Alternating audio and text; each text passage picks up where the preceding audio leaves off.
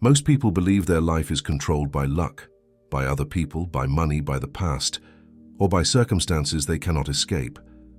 They wake up already tired, already anxious, already defeated, not because life is hard, but because they are fighting the wrong battle. The Stoics knew something most people still ignore. There is one single rule that determines whether your life becomes powerful or miserable. One rule that decides if you live in peace or constant frustration. One rule that silently controls every emotion you feel, and almost no one truly understands it.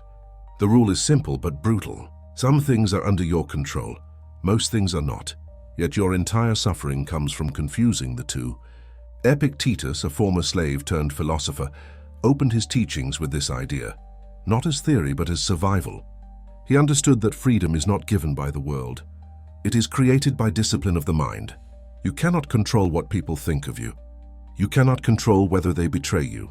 You cannot control the economy, the past, the weather, or the fact that life will eventually take everything away. But you can control how you respond. You can control your judgments.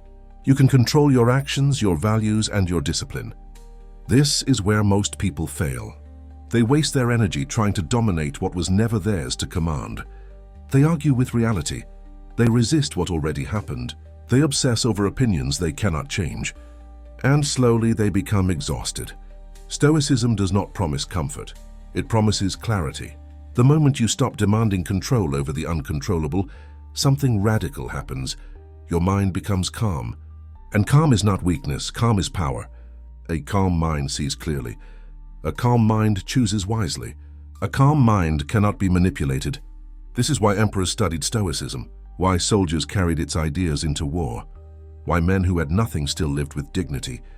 Marcus Aurelius ruled the most powerful empire on earth, yet he reminded himself daily that sickness, loss, and death were not injustices, but natural laws. What mattered was not avoiding hardship, but responding with virtue. The modern world teaches the opposite. It tells you to react instantly, to be offended, to chase validation, to feel entitled to outcomes. Stoicism strips that illusion away. You are not entitled to results. You are responsible for effort. You are not owed fairness. You are responsible for character. Once you accept this, life becomes lighter. Not easier, but lighter. This series, Control What You Can, is not about becoming emotionless. It is about becoming unbreakable. In the next episodes, we will explore how this single rule applies to relationships, ambition, fear, discipline, and suffering. Not as philosophy for reading, but as a weapon for living. If you are tired of feeling powerless, if you are ready to stop reacting and start commanding your inner world, then you are in the right place.